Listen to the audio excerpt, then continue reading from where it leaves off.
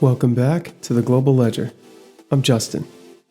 For a long time, cyber risk lived in a separate category.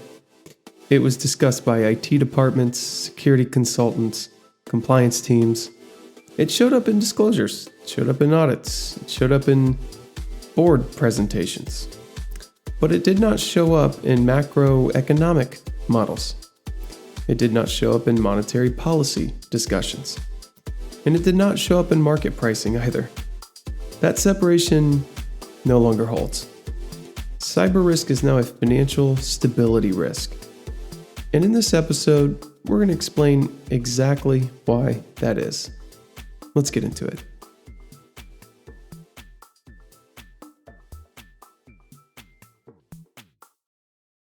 What makes cyber risk different from other risks? Most financial risks share a common feature. They are endogenous to the system. Credit risk comes from lending, market risk comes from price movement, and liquidity risk comes from funding structure. Cyber risk is different. It is external, asymmetric, and non-economic, you could say. It does not respond to interest rates. It does not respect balance sheet incentives, and it does not scale gradually. Cyber risk arrives suddenly and often invisibly. Modern finance is no longer anchored in physical processes. Money today moves through messaging systems, settlement platforms, custody databases, clearing engines, collateral management software. This means financial stability is now inseparable from data integrity, system availability, and operational continuity.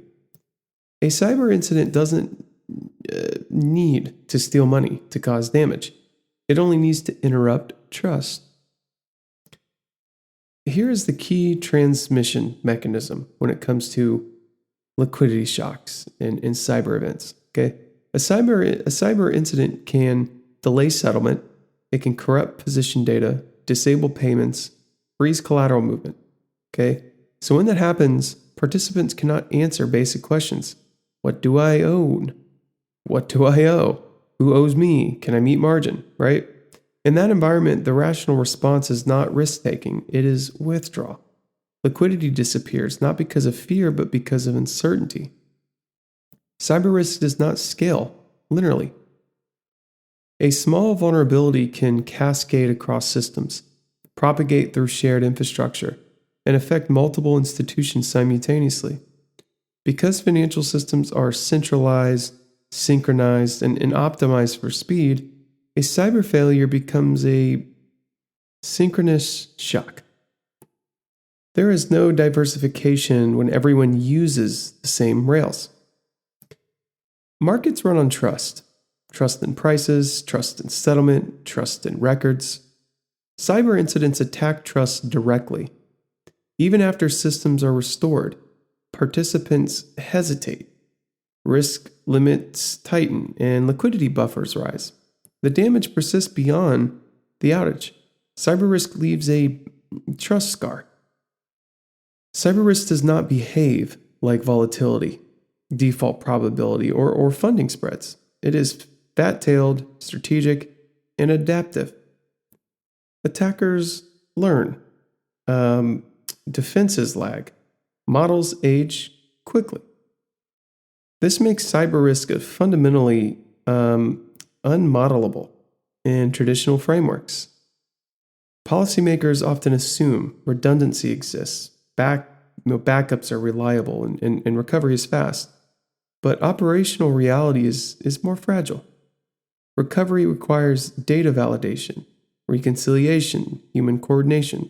Speed is not guaranteed, and markets delay equals trust. A cyber event becomes systemic when it affects core infrastructure, disrupts settlement or payments, coincides with market stress. At that point, the distinction between operational risk, liquidity risk, and financial stability collapses. They become the same thing. Cyber risk is not a hypothetical future threat. It is already embedded in cloud concentration, vendor dependency, software monoculture, and global connectivity, the system's efficiency is now inseparable from its vulnerability. This episode closes a critical chapter. Okay, we've shown how operations technology and cyber risk now sit at the heart of financial stability. But one question remains. If cyber risk is now priced as systemic, what comes next? In episode 90, we'll step back and ask a broader question. What's the next structural weak point? Okay, we're not going to predict or try to call this a crisis call any sort, but a structural analysis of where fragility, I think, is quietly building again. That's next.